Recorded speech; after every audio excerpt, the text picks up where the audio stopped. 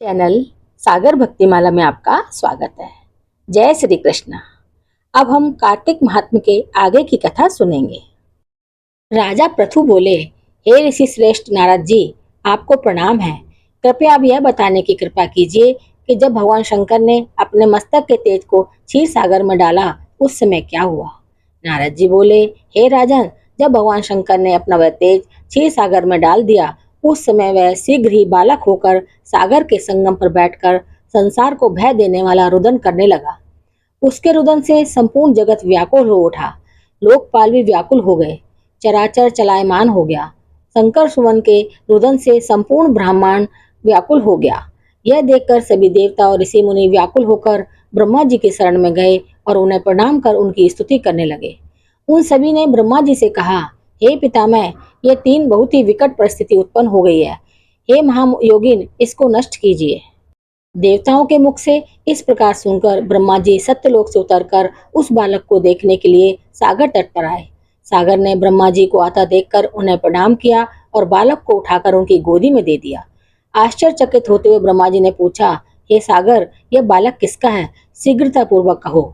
सागर विनम्रता पूर्वक बोला, प्रभु, यह तो मुझे ज्ञात नहीं, परंतु मैं इतना अवश्य जानता हूँ कि यह गंगा सागर के संगम पर प्रकट हुआ है। इसलिए हे जगत गुरु, आप इस बालक का जात कर्म आदि संस्कार करके इसका जातक फल बताइए। नारद जी राजा पृथु से बोले, सागर ब्रह्मा जी के गले में हाथ डालकर बार बार उनका आकर्षण कर रहा था। फिर तो उसने ब्रह्मा जी का गला इतनी जोर से पकड़ा कि उससे पीड़ित होकर ब्रह्मा जी की आंखों से अश्रु टपकने लगे। ब्रह्मा जी ने अपने दोनों हाथों का जोर लगाकर किसी प्रकार सागर से अपना गला छुड़वाया और सागर से कहा, हे सागर, सुनो, मैं तुम्हारे इस पुत्र का जातक फल कहता हूँ। मेरे नेत्रों से यह जल निकला है, इसका कारण इसका नाम जलंधर होगा। उत्पन्न होते ही यह तरुणावस्था को प्राप्त हो गया है, इसलिए यह सब शास्त्रों का परागामी, महापराक्रमी, महावीर, बलशाली, महायोद्धा और रण में विजय प्राप्त करने वाला होगा। यह बालक सभी दैत्यों का अधिपति होगा। यह किसी से भी पराजित न होने वाला तथा भगवान विष्णु को भी जीतने वाला होगा। भगवान शंकर को छोड़कर यह सबसे अवध्य होगा। जहाँ से इसकी उत्पत्ति हुई है यह वहीं जाएगा। इसकी पत्नी बड़ी पतिव्रता, सौभाग्यशालिनी, सर्वांग सुंदरी, परम मनोहर, मधुर वाणी बोलने वाली तथा शीलवान होगी।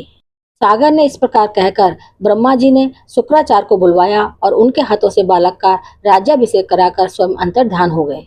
बालक को देखकर सागर की प्रसन्नता की सीमा न रही। वह हर्षित मन से घर आ गया। फिर सागर ने उस बालक का लालन पालन कर उसे पुष्ट किया। फिर काल नमी नामक असुर को बुलाकर वृंदा नामक कन्या से विधि पूर्वक उसका विवाह करा दिया। उस विवाह में बहुत बड़ा उत्सव हुआ।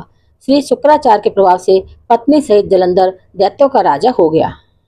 तो ये है कार्तिक महात्म्य के 10वें अध्याय की कथा। आगे की कथा अगले अध्याय में सुनेंगे। आगे की कथा सुनने के लिए मेरे चैनल को सब्सक्राइब, शेयर और लाइक जरूर करें। धन्यवाद।